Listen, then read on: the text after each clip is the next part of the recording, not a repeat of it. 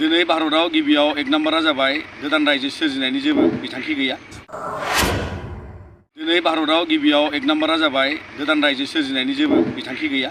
फारसेथिं नैबे बड'लेण्ड ओनसोल क'क्राझार चिरां जायजों जेराव दङ आथिखालनि बिटिआर हालामा भारत संबिजिरनि 6थि फारिलाइयाव मोनसे खुंथाय गोहो लानानै दिनैसिम 20 बोसोराव आगान होबाय आरो बेखौ लानानै दिनैनि समाव बबेबा गोदान रायजोजों सरजाबनाय बबेबा सोरबा लांनाय बे खुनु दिन जानो हाया। मानो होनबा बे अलरेडि मोनसे टेरिटरियेल मोनसे एरिया मोनबाय जाय बड'लेण्ड टेरिटरियेल रिजन जाबाय। बे रिजना मोनसे खुंथाय गोहोआव गभर्नमेन्ट दं, काउन्सिल गभर्नमेन्ट दं, बिनि चिफ दं, इएम दं, गासै सरकार साबजेक्ट्स दं जोंहा 39 दं आरो गोदान साबजेक्ट एड जानो थांगासिनो दं। दा बे मोनसे खुंथाय थानायनि गेजेराव खाथिनि रायजोनि बबेबा मोनसे रायजो दानो नागिरनायाव दिनै जोंहा बेवहाय जेबो गिनांगौ गैया आरो बेवहाय रायजो गोदान जानोबो थांनाय नङा। बेयो मोनसे प्रपगेन्डा जानानै दं आरो बेखायनो जोंनि आइ आफा बिदा फंबाय बड'लेण्ड हालामनि रायजो बिथांमोनखौ खावलायो जाहाथे बिनि फारसे जेबो जोंहा गोनो गोथो जानांगौ गैया।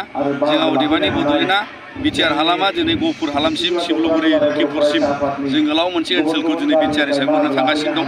बिसोर जोंनि थाखाय देरसिन दिनैनि समाव नेनानै थानायनि गेजेराव देरसिन मोनसे फिथाइ थायनो थांगासिनो दं।